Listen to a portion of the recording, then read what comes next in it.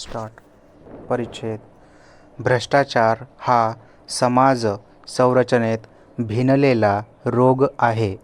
गल्लीपासून दिल्लीपर्यंत भ्रष्टाचार समाजमनात भिनलेला आढळतो. पैसाच सर्व काही या प्रवृत्तीमुळे देशात भ्रष्टाचार वाढताना आढळतो.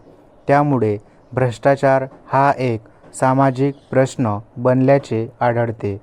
भ्रष्टाचार ही आजची समस्या नसून ती ऐतिहासिक काळापासून अस्तित्वात आहे.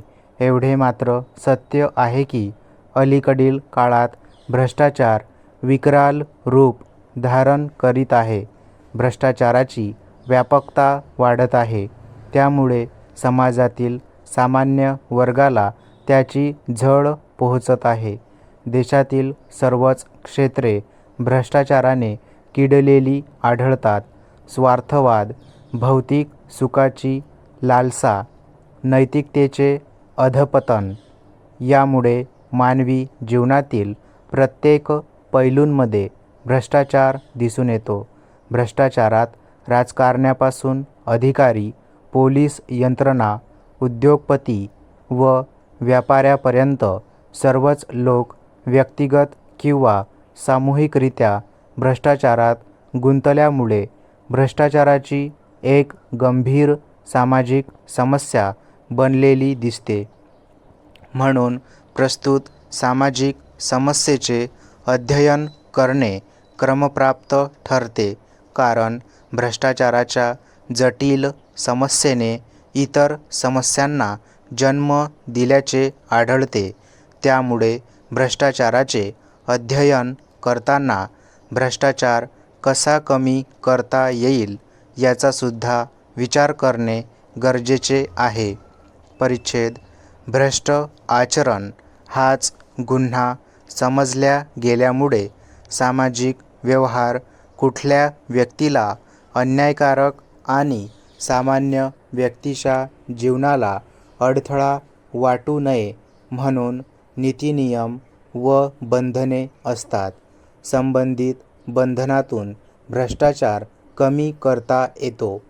नियमबाह्य वर्तनाला थांबविण्याकरिता जे अब्राहमनुसार एक स्वतंत्र नियंत्रण व्यवस्था असायला पाहिजे, ज्यामुळे पुष्कळ अंशी भ्रष्टाचार थांबविता येईल, या दृष्टीनेही विचार केला पाहिजे. त्यातून आंतरराष्ट्रीय स्तरावर देशाची डागळलेली प्रतिमा स्वच्छ करता येते. भ्रष्टाचारामुळे समाजात आर्थिक विषमता वाढली. या आर्थिक विषमतेमधून इतर सामाजिक समस्या निर्माण झाल्या. भ्रष्टाचारावर आळा बसला तर इतर सामाजिक समस्यांची धार कमी करता येईल.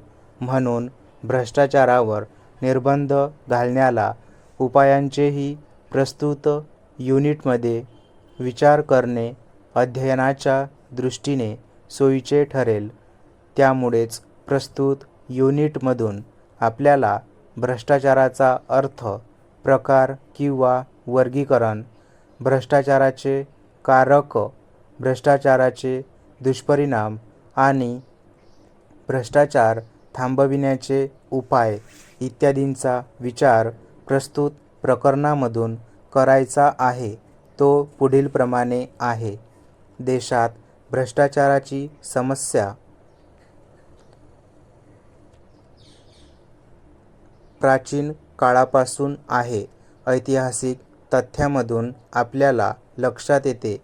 परंतु अलीकडील काळात भ्रष्टाचाराचे विकराल स्वरूप गंभीर बनले आहे.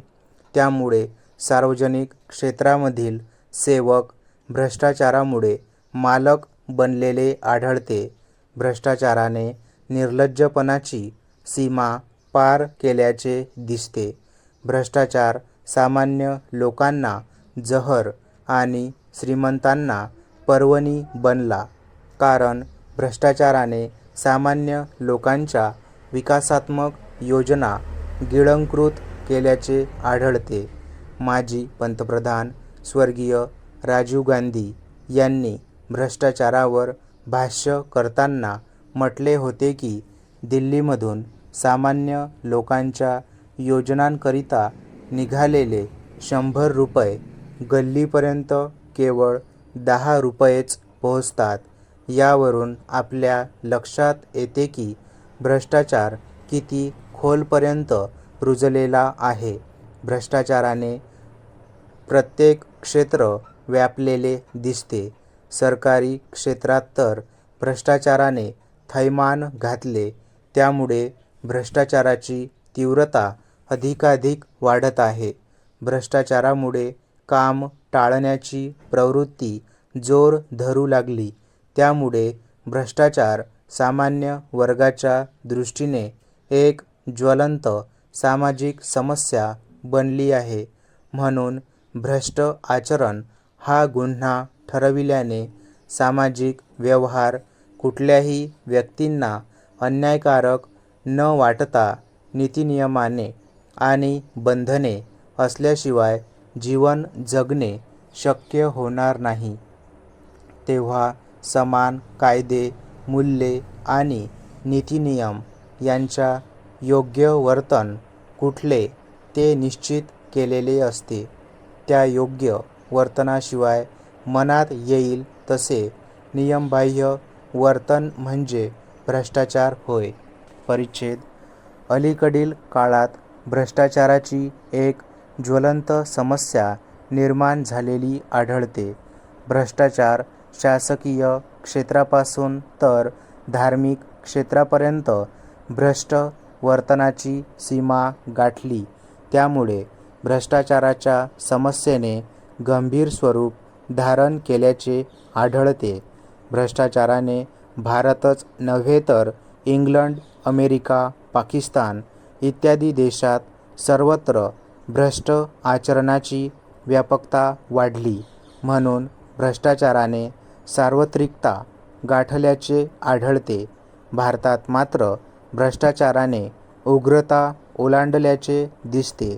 त्यामुळे भ्रष्टाचाराचा अर्थ स्पष्ट करणाऱ्या व्याख्या पाहणे गरजेचे आहे.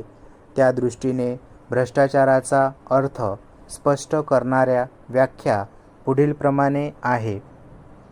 भ्रष्टाचार प्रतिबंध कायद्याने सार्वजनिक पदाचा स्वतःच्या स्वार्थाकरिता केलेले दुरुपयोग असा भ्रष्टाचाराच्या व्याख्येत अर्थ स्पष्ट केलेला आढळून येतो. भ्रष्टाचाराअंतर्गत कर्तव्य भावनेला जाणीवपूर्वक केलेले दुर्लक्ष म्हणजे भ्रष्ट वर्तन प्रकारात मोडते. या अर्थाने भ्रष्टाचार व्यक्तिगत किंवा सामूहिक स्वरूपाचा असतो. भ्रष्टाचारी वर्तन अनुचित मार्गाला अवलंबू करते. थोडक्यात असे म्हणता येईल की व्यक्तिगत स्तरावर कुटुंबातील सदस्यांकरिता आर्थिक फायदा मिळवून देण्याच्या दृष्टीने जाणिवेतून प्रत्यक्ष कर्तव्याचे पालन न करणारे वर्तन म्हणजे भ्रष्टाचार होय. स्वार्थमय जीवन आणि विषमतादर्शक स्थितीमुळे वाईट वर्तनाचे भिन्न भिन्न पैलू आढळतात. म्हणूनच भ्रष्टाचाराची जटिलता भ्रष्टाचाराच्या विविध प्रकारामधून आढळून येते. ज्यामुळे भ्रष्टाचाराची तंतोतंत अर्थ स्पष्ट करणारी व्याख्या करणे शक्य नाही. स्टॉप.